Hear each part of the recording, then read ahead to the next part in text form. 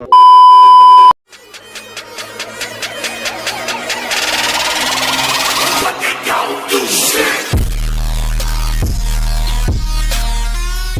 मित्रों को जय जय श्री राधे। आप सभी का भक्ति चैनल में हार्दिक स्वागत है। राधा रानी की कृपा आप सभी पर हमेशा बनी रहे। आज का विषय है मरने के बाद क्या होता है और हमें किस तरह से मृत्यु के बाद की यात्रा करनी पड़ती है। हमने जिस तरह से कर्म किए होंगे उसी प्रकार मृत्यु के बाद हमें उसी तरह का फल मिलेगा। कृपया वीडियो में अंत तक बने रहिएगा, क्योंकि आज आपको बहुत महत्वपूर्ण बातें जानने को मिलेगी। वीडियो अच्छा लगे तो प्लीज लाइक करिएगा, और अगर चैनल सब्सक्राइब नहीं किया है तो प्लीज सब्सक्राइब कर दीजिएगा। प्लीज प्लीज सपोर्ट करें। तो गीता में कहा गया है कि मनुष्य जीवन बिना कर्म के संभव नहीं है। हर पल मनुष्य अच्छे या बुरे कर्म करता है। मृत्यु समीप आने पर व्यक्ति के कर्मों द्वारा ही तय होता है कि उसे परलोक में सुख मिलेगा या दुख। इन्हीं के परिणाम से अगले जन्म में अच्छा बुरा फल प्राप्त होता है। कर्म 7 जन्मों तक व्यक्ति का पीछा नहीं छोड़ते हैं। इसका एक उदाहरण महाभारत में भी मौजूद है। बाणों की शैया पर लेटे हुए भीष्म को भगवान कृष्ण से जब भीष्म ने पूछा कि मुझे ऐसी मृत्यु क्यों मिली, तो भगवान कृष्ण ने उन्हें 7 जन्म पहले की घटना याद दिलाई। 7 जन्म पहले भीष्म ने एक अधमरे सांप को उठाकर नागफनी के कांटों पर फेंक दिया था। कर्म मनुष्य का कभी पीछा नहीं छोड़ते। आपने अक्सर घर के बड़ों से सुना होगा कि दान और परोपकार कभी खाली नहीं जाता है। इसका जिक्र शास्त्रों में भी किया गया है। जीवन में अगर कोई अपरिचित व्यक्ति आपकी मदद करता है, इसका अर्थ है कि वह पिछले जन्म में आपके द्वारा किए गए दान और परोपकार को चुका रहा है। इसलिए दान पुण्य करते रहना चाहिए।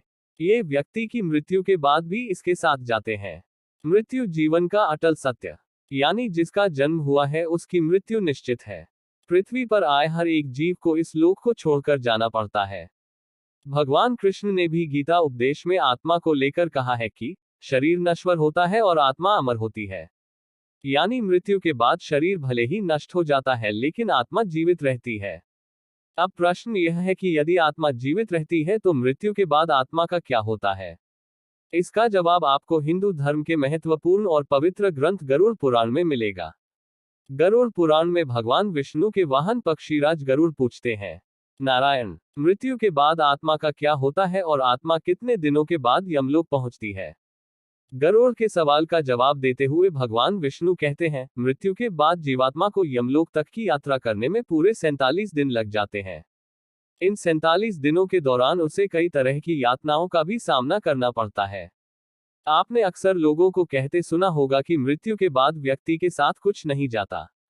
जो भी उस व्यक्ति से जुड़ी भौतिक सुख की चीजें हैं वह सब यही रह जाती हैं। अगर पुराण, वेद और बाकी धर्म ग्रंथ को देखा जाए तो उनमें स्पष्ट बताया गया है कि व्यक्ति की मृत्यु के बाद भी कुछ चीजें उसके साथ अगले जन्म तक जाती हैं। कुछ चीजें ऐसी हैं जिनका भुगतान व्यक्ति को अगले जन्म में भी करना पड़ता है। तो आइए जानते हैं ऐसी कौन सी चीजें हैं जो मरने के बाद भी व्यक्ति के साथ जाती हैं।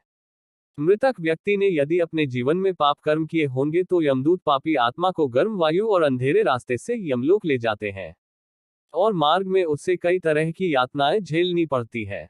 इसके बाद आत्मा को आकाश मार्ग से वापस उसके घर छोड़ दिया जाता है। कहा जाता है कि मृत्यु के बाद मृतक की आत्मा अपने परिवार वालों के साथ पूरे 13 दिनों तक रहती है और मृत्यु के बाद होने वाली अंतिम क्रियाओं और रस्मों को भी देखती है। 13 दिन बाद जब आत्मा का पिंडदान, 13वीं और ब्राह्मण भोज आदि किया जाता है तो इसके बाद यमराज के यमदूत आत्मा को फिर से लेने के लिए आते हैं।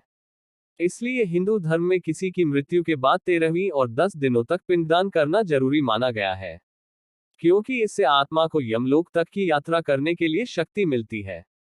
लेकिन इसके बाद भी यमलोक तक की यात्रा आत्मा के लिए आसान नहीं होती है। मृत्यु के बाद के वो 47 दिन, जब 13 दिनों के बाद यमदूत आत्मा को यमलोक ले जाने के लिए आते हैं तो आत्मा को सबसे पहले वैतरणी नदी पार करनी पड़ती है। इस नदी को गंगा नदी का ही रौद्र रूप माना जाता है। यह नदी लाल रंग की होती है क्योंकि इसमें आग की लपटें निकलती रहती है। नदी पार करते हुए आत्मा को खतरनाक जीवों का दंश भी झेलना पड़ता है। इन नदी को पार करने में पूरे 47 दिनों का समय लग जाता है। लेकिन यदि व्यक्ति ने अपने जीवन काल में अच्छे कर्म किए हो या गोदान किया हो तो उसे ये यातनाएं नहीं झेलनी पड़ती, क्योंकि उसी गाय की पूंछ पकड़कर आत्मा वैतरणी नदी को पार करती है। वैतरणी नदी को पार करने के बाद जब आत्मा यमलोक पहुंचती है तो यहाँ यमराज उसके कर्मों का लेखा जोखा करते हैं। इस तरह से जीवन काल में किए कर्मों के अनुसार यमराज आत्मा को स्वर्ग या नरक में भेजते हैं। इसलिए व्यक्ति को अपने जीवन में हमेशा अच्छे कर्म करने चाहिए, क्योंकि अच्छे कर्म का फल न सिर्फ जीवन बल्कि मृत्यु के बाद भी मिलता है। मृत्यु के बाद आपके कर्म ही आपके साथ जाते हैं। वो कुछ चीजों का वर्णन इस प्रकार है। ज्ञान व्यक्ति को भीड़ में सबसे अलग करता है। ज्ञान के बल पर आप अपनी एक अलग पहचान और लोगों पर छाप छोड़ने में कामयाब रहते हैं। इसलिए अपनी मृत्यु से पहले पहले आप जितना ज्ञान ले लेंगे वह आपके बहुत काम आएगा। दरअसल ऐसी मान्यता है कि जीवित रहते हुए व्यक्ति जो गुण सीख लेता है वह उसके साथ मृत्यु के बाद भी जाते हैं। इसलिए अपना समय खुद को अच्छा ज्ञान और गुण सीख में व्यस्त करें। श्री गीता में भी इस बात का जिक्र किया गया है कि ज्ञान और दान कभी नष्ट नहीं होता है। धार्मिक ग्रंथों में बताया गया है कि कर्ज कभी भी व्यक्ति का पीछा नहीं छोड़ता। अगर किसी व्यक्ति ने आपका भला किया है तो उसका ये ऋण जैसा ही मौका मिले उतार देना चाहिए। अगर आप किसी का ऋण नहीं उतारते हैं तो उसे जन्म जन्मांतर तक चुकाना पड़ता है, वह कर्ज उतारना पड़ता है। अगले जन्म में वह कर्ज किसी भी रूप में आपको चुकाना पड़ सकता है। साथ अगर आपने किसी को कर्ज दिया है और उस व्यक्ति की मृत्यु कर्ज चुकाने से पहले ही हो जाती है तो आपको भी बार बार जन्म लेना पड़ सकता है। इसलिए ऐसे व्यक्ति को उसकी मृत्यु के साथ ही माफ कर देना आपके लिए उचित रहेगा। ग्रंथों के अनुसार अगर किसी चीज को पाने की चाहत रखते हैं और वह चीज व्यक्ति को न मिले तो मृत्यु के बाद भी उस चीज की वासना उसका पीछा नहीं छोड़ती। सांसारिक सुखों की चाहत रखना वासना ही है। वासना को लेकर विष्णु पुराण में एक कथा भी मौजूद है। राजा भरत को अपने हिरण के बच्चे से बहुत प्यार था। उसी के बारे में सोचते हुए उसने प्राण त्याग दिए। अगले जन्म में राजा को खुद हिरण रूप में जन्म लेना पड़ा। इसलिए कामना और वासना को अपने मन में हावी नहीं होने देना चाहिए। साथ ही किसी भी चीज को लेकर अधिक मोह माया नहीं होनी चाहिए। मृत्यु के पहले मिलते हैं ये संकेत। भगवान बताते हैं कि जब किसी की मृत्यु नजदीक होती है तो सबसे पहले व्यक्ति की आवाज जाती है। इसके बाद मृत्यु से कुछ समय पहले ही व्यक्ति को दिव्य दृष्टि प्राप्त होती है, जिसमें मनुष्य सारे संसार को एक रूप में देखने लगता है और इस तरह से उसके शरीर की सभी इंद्रियां शिथिल हो जाती है। जब व्यक्ति की मृत्यु हो जाती है तो यमलोक से दो दूत आते हैं और दूतों को देख आत्मा शरीर का त्याग कर बाहर निकल जाती है। आत्मा के शरीर त्यागने के बाद यमराज के दूत आत्मा के गले में पाश बांध देते हैं और उसे यमलोक ले जाते हैं। तो साथियों, ये थी आज की चर्चा। तो हमें अपने जीवन में हमेशा अच्छे कर्म करने चाहिए, भगवान का भजन करना चाहिए, भक्ति करनी चाहिए, ताकि हमारा ये जीवन सफल हो सके। जय जय श्री राधे। नमस्कार मित्रों, जय जय श्री राधे। आप सभी का भक्ति चैनल में हार्दिक स्वागत है। राधा रानी की कृपा आप सभी पर हमेशा बनी रहे। आज का विषय है मरने के बाद क्या होता है और हमें किस तरह से मृत्यु के बाद की यात्रा करनी पड़ती है। हमने जिस तरह से कर्म किए होंगे उसी प्रकार मृत्यु के बाद हमें उसी तरह का फल मिलेगा। कृपया वीडियो में अंत तक बने रहिएगा, क्योंकि आज आपको बहुत महत्वपूर्ण बातें जानने को मिलेगी। वीडियो अच्छा लगे तो प्लीज लाइक करिएगा और अगर चैनल सब्सक्राइब नहीं किया है तो प्लीज सब्सक्राइब कर दीजिएगा। प्लीज प्लीज प्लीज सपोर्ट करें। तो गीता में कहा गया है कि मनुष्य जीवन बिना कर्म के संभव नहीं है। हर पल मनुष्य अच्छे ये बुरे कर्म करता है। मृत्यु समीप आने पर व्यक्ति के कर्मों द्वारा ही तय होता है कि उसे परलोक में सुख मिलेगा या दुख। इन्हीं के परिणाम से अगले जन्म में अच्छा बुरा फल प्राप्त होता है। कर्म 7 जन्मों तक व्यक्ति का पीछा नहीं छोड़ते हैं। इसका एक उदाहरण महाभारत में भी मौजूद है। बाणों की शैया पर लेटे हुए भीष्म को भगवान कृष्ण से जब भीष्म ने पूछा कि मुझे ऐसी मृत्यु क्यों मिली तो भगवान कृष्ण ने उन्हें 7 जन्म पहले की घटना याद दिलाई। 7 जन्म पहले भीष्म ने एक अधमरे सांप को उठाकर नागफनी के कांटों पर फेंक दिया था। कर्म मनुष्य का कभी पीछा नहीं छोड़ते। आपने अक्सर घर के बड़ों से सुना होगा कि दान और परोपकार कभी खाली नहीं जाता है। इसका जिक्र शास्त्रों में भी किया गया है। जीवन में अगर कोई अपरिचित व्यक्ति आपकी मदद करता है, इसका अर्थ है कि वह पिछले जन्म में आपके द्वारा किए गए दान और परोपकार को चुका रहा है। इसलिए दान पुण्य करते रहना चाहिए। ये व्यक्ति की मृत्यु के बाद भी इसके साथ जाते हैं। मृत्यु जीवन का अटल सत्य है, यानी जिसका जन्म हुआ है उसकी मृत्यु निश्चित है। पृथ्वी पर आए हर एक जीव को इस लोक को छोड़कर जाना पड़ता है। भगवान कृष्ण ने भी गीता उपदेश में आत्मा को लेकर कहा है कि शरीर नश्वर होता है और आत्मा अमर होती है। यानी मृत्यु के बाद शरीर भले ही नष्ट हो जाता है लेकिन आत्मा जीवित रहती है। अब प्रश्न यह है कि यदि आत्मा जीवित रहती है तो मृत्यु के बाद आत्मा का क्या होता है? इसका जवाब आपको हिंदू धर्म के महत्वपूर्ण और पवित्र ग्रंथ गरुड़ पुराण में मिलेगा। गरुड़ पुराण में भगवान विष्णु के वाहन पक्षीराज गरुड़ पूछते हैं, नारायण, मृत्यु के बाद आत्मा का क्या होता है और आत्मा कितने दिनों के बाद यमलोक पहुंचती है? गरुड़ के सवाल का जवाब देते हुए भगवान विष्णु कहते हैं, मृत्यु के बाद जीवात्मा को यमलोक तक की यात्रा करने में पूरे 47 दिन लग जाते हैं। इन 47 दिनों के दौरान उसे कई तरह की यातनाओं का भी सामना करना पड़ता है। आपने अक्सर लोगों को कहते सुना होगा कि मृत्यु के बाद व्यक्ति के साथ कुछ नहीं जाता। जो भी उस व्यक्ति से जुड़ी भौतिक सुख की चीजें हैं वह सब यही रह जाती हैं। अगर पुराण, वेद और बाकी धर्म ग्रंथ को देखा जाए तो उनमें स्पष्ट बताया गया है कि व्यक्ति की मृत्यु के बाद भी कुछ चीजें उसके साथ अगले जन्म तक जाती हैं। कुछ चीजें ऐसी हैं जिनका भुगतान व्यक्ति को अगले जन्म में भी करना पड़ता है। तो आइए जानते हैं ऐसी कौन सी चीजें हैं जो मरने के बाद भी व्यक्ति के साथ जाती हैं। मृतक व्यक्ति ने यदि अपने जीवन में पाप कर्म किए होंगे तो यमदूत पापी आत्मा को गर्म वायु और अंधेरे रास्ते से यमलोक ले जाते हैं और मार्ग में उसे कई तरह की यातनाएं झेलनी पड़ती है। इसके बाद आत्मा को आकाश मार्ग से वापस उसके घर छोड़ दिया जाता है। कहा जाता है कि मृत्यु के बाद मृतक की आत्मा अपने परिवार वालों के साथ पूरे 13 दिनों तक रहती है और मृत्यु के बाद होने वाली अंतिम क्रियाओं और रस्मों को भी देखती है। 13 दिन बाद जब आत्मा का पिंडदान, 13वीं और ब्राह्मण भोज आदि किया जाता है तो इसके बाद यमराज के यमदूत आत्मा को फिर से लेने के लिए आते हैं।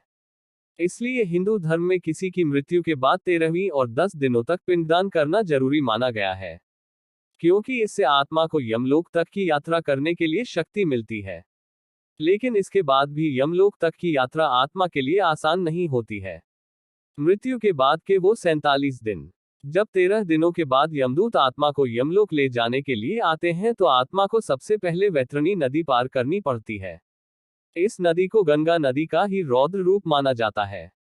यह नदी लाल रंग की होती है क्योंकि इसमें आग की लपटें निकलती रहती है। नदी पार करते हुए आत्मा को खतरनाक जीवों का दंश भी झेलना पड़ता है। इन नदी को पार करने में पूरे 47 दिनों का समय लग जाता है। लेकिन यदि व्यक्ति ने अपने जीवन काल में अच्छे कर्म किए हो या गोदान किया हो तो उसे ये यातनाएं नहीं झेलनी पड़ती, क्योंकि उसी गाय की पूंछ पकड़कर आत्मा वैतरणी नदी को पार करती है। वैतरणी नदी को पार करने के बाद जब आत्मा यमलोक पहुंचती है तो यहाँ यमराज उसके कर्मों का लेखा जोखा करते हैं। इस तरह से जीवन काल में किए कर्मों के अनुसार यमराज आत्मा को स्वर्ग या नरक में भेजते हैं। इसलिए व्यक्ति को अपने जीवन में हमेशा अच्छे कर्म करने चाहिए, क्योंकि अच्छे कर्म का फल ना सिर्फ जीवन बल्कि मृत्यु के बाद भी मिलता है। मृत्यु के बाद आपके कर्म ही आपके साथ जाते हैं। वो कुछ चीजों का वर्णन इस प्रकार है। ज्ञान व्यक्ति को भीड़ में सबसे अलग करता है। ज्ञान के बल पर आप अपनी एक अलग पहचान और लोगों पर छाप छोड़ने में कामयाब रहते हैं। इसलिए अपनी मृत्यु से पहले पहले आप जितना ज्ञान ले लेंगे वह आपके बहुत काम आएगा। दरअसल ऐसी मान्यता है कि जीवित रहते हुए व्यक्ति जो गुण सीख लेता है वह उसके साथ मृत्यु के बाद भी जाते हैं। इसलिए अपना समय खुद को अच्छा ज्ञान और गुण सीख में व्यस्त करें। श्री गीता में भी इस बात का जिक्र किया गया है कि ज्ञान और दान कभी नष्ट नहीं होता है। धार्मिक ग्रंथों में बताया गया है कि कर्ज कभी भी व्यक्ति का पीछा नहीं छोड़ता। अगर किसी व्यक्ति ने आपका भला किया है तो उसका ये ऋण जैसा ही मौका मिले उतार देना चाहिए। अगर आप किसी का ऋण नहीं उतारते हैं तो उसे जन्म जन्मांतर तक चुकाना पड़ता है, वह कर्ज उतारना पड़ता है। अगले जन्म में वह कर्ज किसी भी रूप में आपको चुकाना पड़ सकता है। साथ अगर आपने किसी को कर्ज दिया है और उस व्यक्ति की मृत्यु कर्ज चुकाने से पहले ही हो जाती है तो आपको भी बार बार जन्म लेना पड़ सकता है। इसलिए ऐसे व्यक्ति को उसकी मृत्यु के साथ ही माफ कर देना आपके लिए उचित रहेगा। ग्रंथों के अनुसार अगर किसी चीज को पाने की चाहत रखते हैं और वह चीज व्यक्ति को न मिले तो मृत्यु के बाद भी उस चीज की वासना उसका पीछा नहीं छोड़ती। सांसारिक सुखों की चाहत रखना वासना ही है। वासना को लेकर विष्णु पुराण में एक कथा भी मौजूद है। राजा भरत को अपने हिरण के बच्चे से बहुत प्यार था। उसी के बारे में सोचते हुए उसने प्राण त्याग दिए। अगले जन्म में राजा को खुद हिरण रूप में जन्म लेना पड़ा। इसलिए कामना और वासना को अपने मन में हावी नहीं होने देना चाहिए। साथ ही किसी भी चीज को लेकर अधिक मोह माया नहीं होनी चाहिए। मृत्यु के पहले मिलते हैं ये संकेत। भगवान बताते हैं कि जब किसी की मृत्यु नजदीक होती है तो सबसे पहले व्यक्ति की आवाज जाती है। इसके बाद मृत्यु से कुछ समय पहले ही व्यक्ति को दिव्य दृष्टि प्राप्त होती है, जिसमें मनुष्य सारे संसार को एक रूप में देखने लगता है और इस तरह से उसके शरीर की सभी इंद्रियां शिथिल हो जाती है। जब व्यक्ति की मृत्यु हो जाती है तो यमलोक से दो दूत आते हैं और दूतों को देख आत्मा शरीर का त्याग कर बाहर निकल जाती है। आत्मा के शरीर त्यागने के बाद यमराज के दूत आत्मा के गले में पाश बांध देते हैं और उसे यमलोक ले जाते हैं। तो साथियों, ये थी आज की चर्चा। तो हमें अपने जीवन में हमेशा अच्छे कर्म करने चाहिए, भगवान का भजन करना चाहिए, भक्ति करनी चाहिए, ताकि हमारा ये जीवन सफल हो सके। जय जय श्री राधे।